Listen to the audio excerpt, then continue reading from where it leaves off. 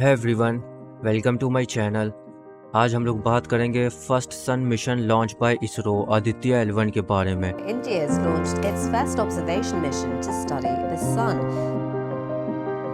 A successful blast-off for India's first ever solar mission on a voyage to decode the mysteries of our closest star. The craft, called Aditya L1, दोस्तों, Aditya L1 ISRO का first sun mission होगा। जैसे चंद्रयान चांद पर land किया था, वैसे आदित्य सूरज पर लैंड नहीं करेगा, बल्कि एक स्पेसिफिक पॉइंट पर आकर सन को स्टडी करेगा। 2 सितंबर को इसरो ये मिशन लॉन्च करने जा रहा है। धरती से 15 लाख किलोमीटर दूर एक ऐसा पॉइंट आता है L1 पॉइंट, यानी लैग्रेंज पॉइंट। दोस्तों, आपने न्यूटन के थर्ड लॉ के बारे में तो ज़रूर सुना होगा, for every action there is an equal and opposite reaction. Example के तौर पर आप स्विमिंग के दौरान पानी को पीछे पुश करते हैं, इसके बाइस पानी आपको आगे पुश करता है। जैसे सन की ग्रेविटी अर्थ को इफेक्ट करती है, वैसे ही अर्थ की ग्रेविटी सन को। इनकी ग्रेविटी एक दूसरे की ग्रेविटी को काउंटर करती रहती है, मगर एक ऐसा पॉइंट आता है जहां पर ग्रेविटेशनल फोर्स न्यूट्रल हो जाता है, यानी इनकी ग्रेविटेशनल फोर्सेस एक दूसरे को कैंसिल आउट करके बैलेंस कर देती है। मतलब स्पेसक्राफ्ट की डायरेक्शन और लोकेशन चेंज करने के लिए फ्यूल की बहुत कम ज़रूरत पड़ती है इस लोकेशन पर।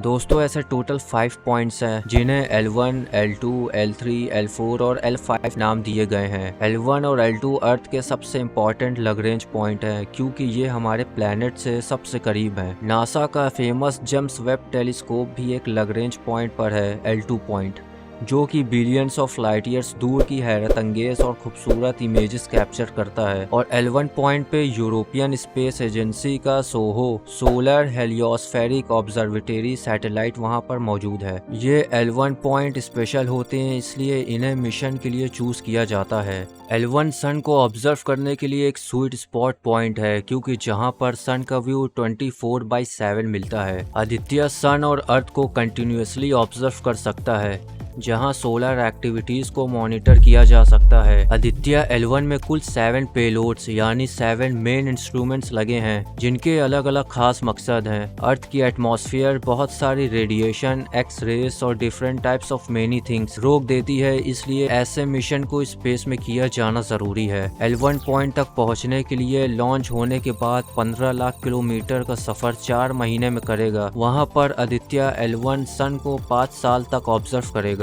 हमारा सन इतना बड़ा है कि इसके अंदर 13 लाख अर्थ आ सकते हैं। दोस्तों, सन के अंदर इसके कोर में न्यूक्लियर फ्यूजन होते रहते हैं, जहां हाइड्रोजन और हीलियम भारी मात्रा में एनर्जी में कन्वर्ट होती हैं। हर second 4.26 million metric tons of energy sun generate करता है, जो कि हम लाइट और हीट को अर्थ पर महसूस करते हैं। कोर का temperature average 1 crore 50 lakh degree Celsius तक पहुंचता है। दोस्तों, ऐसे तो सन अर्थ से 150 मिलियन किलोमीटर दूर है, लेकिन आदित्य L1 बस 1.5 मिलियन किलोमीटर अर्थ से दूर जाएगा, जो कि इनफ है। आदित्य L1 कोरोना की स्टडी करेगा। कोरोना सन का आउटर लेयर होता है। सोलर एक्लिप्स में सन की ये दिखने वाली लेयर कोरोना लेयर है। कोरोना लेयर का टेम्परेचर दोस्तों 1 to 3 मिलियन डिग्री सेल्सियस तक होता है। सूरज के कोर से जो हीट जनरेट होती है, लेयर बाय लेयर होते होते फोटोस्फेयर तक बहुत कम हो जाती है, 5500 डिग्री तक। मगर इंटरेस्टिंग बात यह है कि कोरोना इस लेयर के सरफेस के बाहर होता है, पर टेम्परेचर इसका 1 to 3 मिलियन डिग्री सेल्सियस। ऐसा क्यों होता है, इसकी काफी थ्योरीज है, मगर ये अभी भी एक मिस्ट्री है कि सन का कोर इतना गर्म है और सरफेस ठंडा हो जाता है और कोरोना लेयर फिर से इतनी गर्म हो जाती है। दोस्तों, सन से कई तरह की रेस निकलती है, जैसे ultraviolet, UV rays, infrared radiation, gamma rays, radio wave, X rays जैसी खतरनाक रेस रिलीज होती रहती है। दोस्तों, आदित्य L1 का बड़ा मकसद एक ये भी है कि सोलर स्टॉर्म की स्टडी करना। अब सोलर स्टॉर्म एक कॉस्मिक इवेंट होते हैं, जिनमें सूरज से हाईली चार्ज इलेक्ट्रॉन्स और प्रोटॉन्स का हवा का झोंका टाइप अर्थ के ओजोन लेयर से आकर टकराता है। अर्थ की मैग्नेटिक फील्ड की वजह से ये उतना हार्म नहीं कर पाती, मगर अगर यही कोई बड़ा सोलर स्टॉर्म हुआ तो जिससे बहुत बड़ी तबाही हो सकती है। ये जो खूबसूरत नॉर्थन लाइट बनती है आसमान में, ये सोलर विंड ही होती है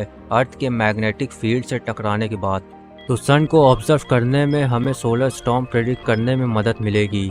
आदित्य L1 के अंदर जो 7 अलग अलग पेलोड्स हैं उनका सबका यही मकसद है, अलग अलग इवेंट्स का मेजरमेंट लेना। दोस्तों सन हमारे प्लैनेट का बहुत अहम एनर्जी सोर्स है जिसमें 30 से 32% एब्जॉर्ब होती है, 70% रिफ्लेक्ट। दोस्तों हमारी इंडियन स्पेस एजेंसी इसरो एक अजीम और काबिल तारीफ और वेल रिस्पेक्टेबल स्पेस ऑर्गेनाइजेशन है जिसने सिर्फ इंडिया के अंदर ही नहीं बल्कि पूरे ग्लोब में ग्लोबल स्टेज पर एक अच्छा रेपुटेशन, प्राइड, रिकॉग्नाइजेशन और वेलकम गार्नेट किया है। ऐसे तो इसरो के बहुत सारे अचीवमेंट्स हैं जैसे cost effective missions, Mars orbiter mission, Mangalyaan, satellite launch capabilities, satellite navigations और भी बहुत सारे जिनकी बातें फ्यूचर में जरूर करेंगे। So subscribe.